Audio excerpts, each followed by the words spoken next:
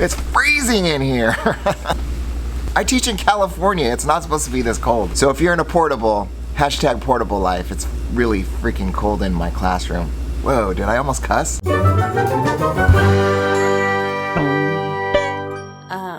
Welcome to the Mr. N Show. My name is Darren Nakakihara and I am a middle school teacher from Southern California. If you're new here, I post interesting videos every single week. And if you haven't done so already, please consider hitting that like and subscribe button. And don't forget to hit that notification bell so that you can get notified every time I upload a new video. So without further ado, here is the I Was That Kid collaboration. A couple of weeks ago, I had a chance to sit down with Taylor Blair from Teach Me Something Good. Ladies and gentlemen, Taylor Blair! Hello! If you missed that episode, you can check it out right up here. So we were talking and she's like, want to be in a collab? And I'm like, sure. It's called I Was That Kid. I don't know if you've ever been in one of those text threads where you go take a shower and you come out and it's like, you have like 100 new messages, but that's what this one was like.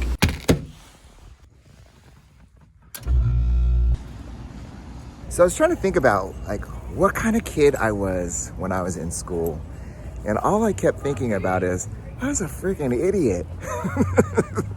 So stupid. I thought I knew everything.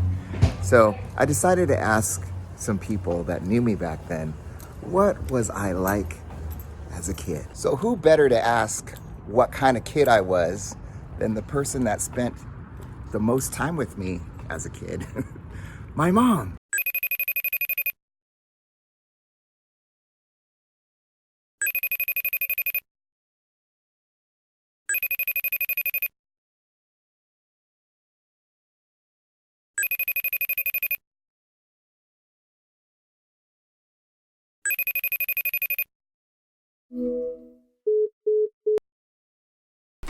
So note to self, when you screen record a FaceTime call on your iPhone, you get no audio. I'm so sorry. Anyways, my mom said that I really like to have a good time. So I was the kid that liked to have a good time. She said that I talked maybe a little bit too much. One thing that really stuck out to her was that I had a group of really solid friends, and I did. From the time I was in kindergarten all the way through graduation in high school, I hung out with the same group of kids. They were really good friends. She also said that there was something that happened in my third grade. She didn't remember what year, but she remembers me getting detention it was Mrs. Gerardo's class. She had this thing called the Hour Club, and I was the founding member, and she remembers how tore up I was about it. I can still remember getting in trouble for that too. Anyways, I like to socialize like I still do today. And so I was that kid. So I also put this question out on social media to anybody that knew me in elementary, in junior high school, or in high school. What kind of kid was I? What kid was I, right? And these are some of the answers that I got back.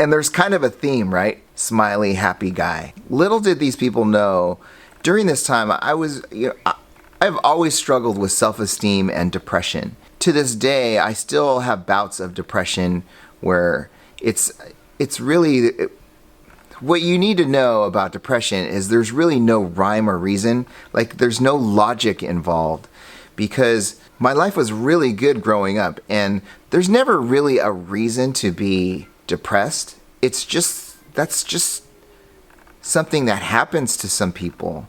And for some, like myself, like you just can't dig yourself out of it. So if there's something that can be learned here when we're talking about that kid, If you see a kid in your class that likes to socialize, that enjoys the spotlight, that looks like they are craving attention, or just somebody that maybe looks happy like there's nothing going on, there's always something going on underneath.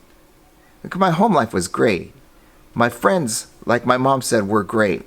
And there was no logical reason to be like that, but there were times, man, when I was suicidal, and it was tough. So when you're looking at that kid in your class, try to see the big picture. Try to see that there are other things going on in their lives.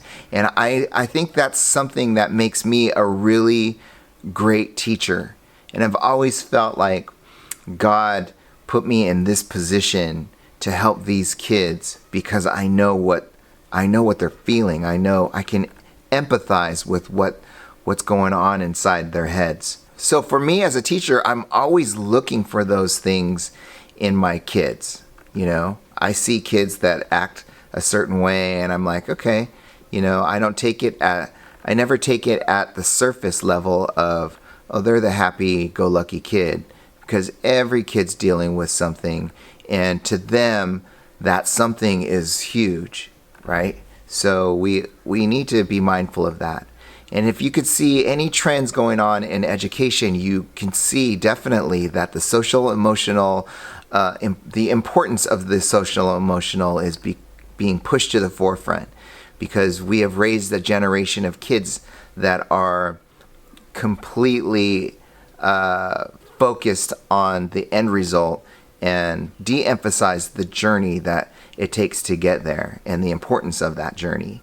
So, and the experiences and the emotions and the ups and downs and how to deal with those things. I want you to think about this. If we only try to take away the triggers for these young adults, then we're doing them no favors, because they never learn how to deal with these things. So I think we are at this point in education, the pendulum is swinging, and we are coming back to a place where we realize that's an important component to success.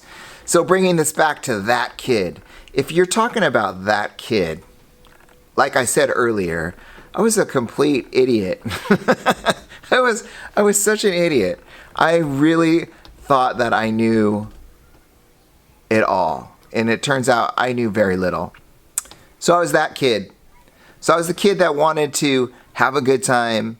I wanted to make everybody around me happy and for them to have a good time too. And if I could do it all over again, I'm sure I would do it a little differently. So here, if you are younger and you have not gone through this, because I know a lot of my students watch these vlogs, here's my advice. Forget about the opposite sex. If I could eliminate girls from the picture when I was younger and just concentrate on school, man, my life would have taken a different trajectory. But would I have been who I am? Probably not. You can't take away those experiences, right? But I was that kid. I like to have a good time. Talked a little bit too much. But I always came across as the happy guy and friendly guy, as you can see from the people that knew me back then. So teachers, if there's anything that I can say to you, it's try to dig a little deeper and look at these kids beyond just the surface of what's going on, because there's always a lot more, like an iceberg, a lot hiding underneath the surface of the ocean. All right, well, thank you, Taylor, for letting me be a part of your collaboration. Don't forget to hit that link in the description below. It's a playlist to all the other incredible educators that are taking part in this collaboration. Oh, I can't wait to watch all your videos. Yes, how is that kid? Don't forget to come back to my channel, check out some of my new videos coming up. Thank you so much. I'll talk to you soon. Bye-bye.